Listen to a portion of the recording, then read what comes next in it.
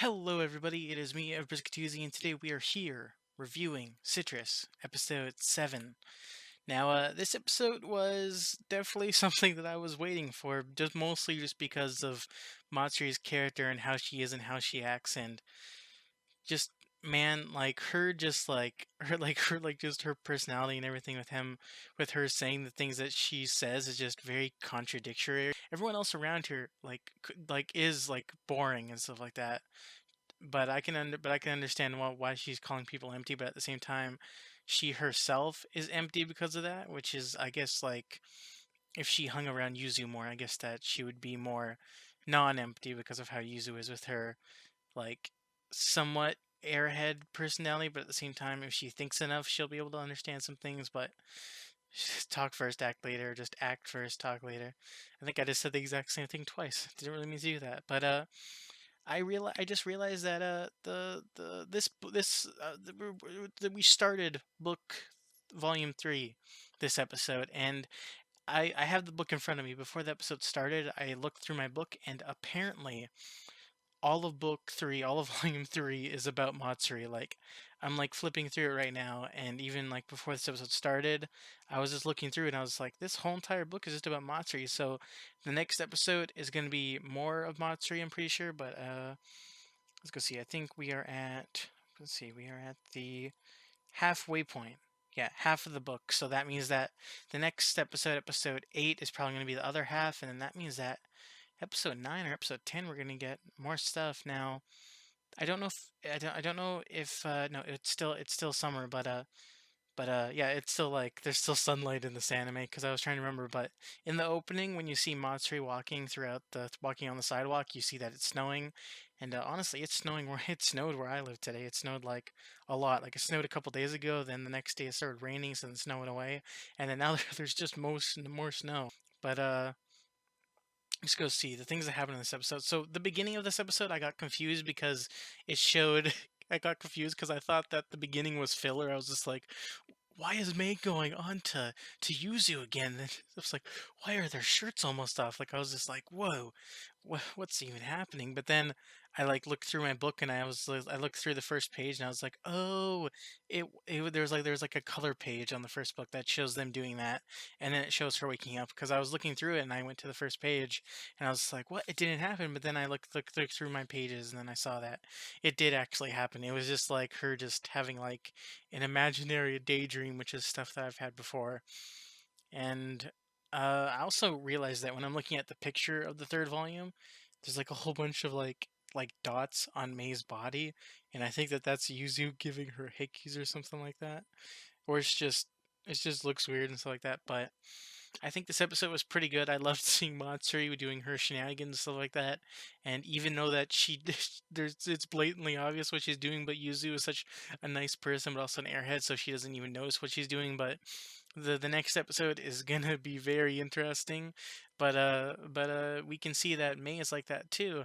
And May in this episode was pretty good. I like her character a lot this episode, especially the part where she's hugging her bear. And hello, I am back from the future after I recorded my review. I noticed something, I forgot to say something, but honestly, that scene where you see that, with the previous scene at the very beginning of the episode where you saw, I said this before, but pretty much when Yuzu was trying to go on to Mei asking her what that previous kiss meant, because in the last episode they're like they both felt the exact same thing at the same time. They both felt like connected to each other as they kissed, so they felt like they really started to love each other. But that scene when Yuzu I mean when Mei witnessed Matsuri force kiss Yuzu, like that scene is just it's just great. I love seeing Mei's reaction to that. Even in the manga, that's a pretty cool scene with her eyes dilating. I really like it when characters do that. That scene was very intense, and you can just see what Mei was going through her head because she was just like because like especially after Matsuri said that she was like her little sister, like her just witnessing that is just like a breaking point for her because in her head you could just tell that there is a storm brewing, and the scene where she's like trying to go on Yuzu makes a lot more sense.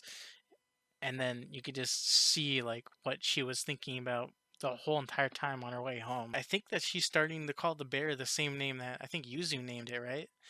Komonagaru. It's a pretty funny name. It's a pretty weird name. It's like you naming your teddy bear Optimus Prime or something like that. You're just like Optimus. Let's cuddle.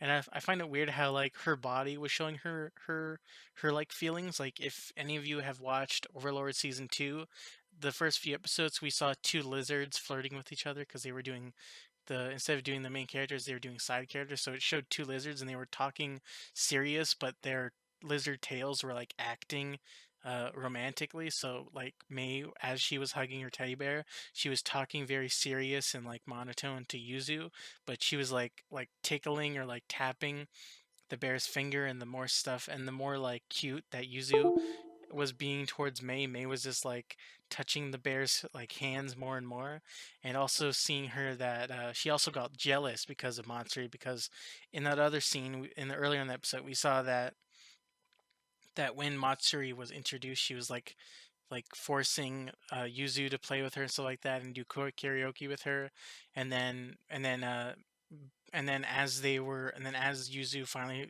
like wanted to leave and not stay up past curfew because of school was the next day, uh, she Matsuri kissed Yuzu in front of May, but Yuzu didn't know that May was there. But then May just walked away, and but then after the bear cuddling scene, you saw May try to got jealous because of it, and then she was just like, even though early in the episode at the beginning she said that she didn't want to do this stuff anymore. That's actually a thing that happens a lot. It's before at the beginning, Yuzu said that she wanted to do family love, like I said a couple minutes ago, where she was like she needs family, but then after that Yuzu and her started doing it again. But now May's saying, we can't do this anymore. But then May wants to do it again, and that's like an internal struggle for the both of them, even though that the stuff that they're doing seems pretty cool.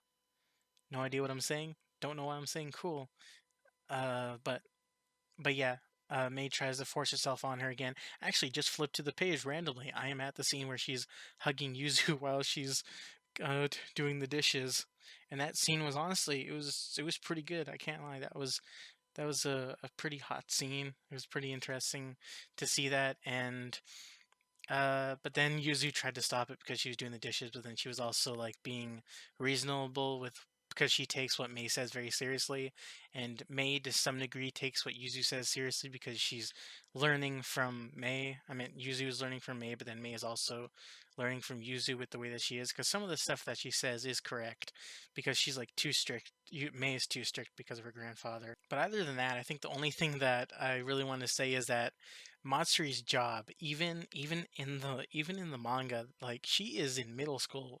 That means that she's like 12 or 13, right? But if she's closer, I don't know idea how what the age gap is. I don't know exactly how old she is. I could probably look it up, but like her job is sending is flirting with men on the phone, sending texts and sending fake pictures. Like even in the manga, I was just like, what the fuck are you doing, Matsuri? That is just like WTF moment right there where you're just like, what is she even doing? And then I'm like, I had the same reaction as Yuzu.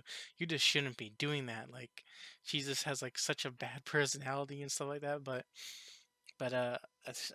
Yuzu might reform her into a good person because usually that's what protagonists do. They like to switch them and stuff like that. But I think I said before, I really like how she wears her sweater inside of her school uniform and stuff like that, and she also has headphones on all the time. It's a pretty cool like character trait that you could differentiate characters with. And she also dyed her hair to be like using stuff like that. And also like it how she blows bubbles a lot. They also incorporated that into the opening with symbolism and stuff like that. But I'm pretty sure that that's all that happened in this episode. We were just like looking through the stuff with them just doing stuff as a family.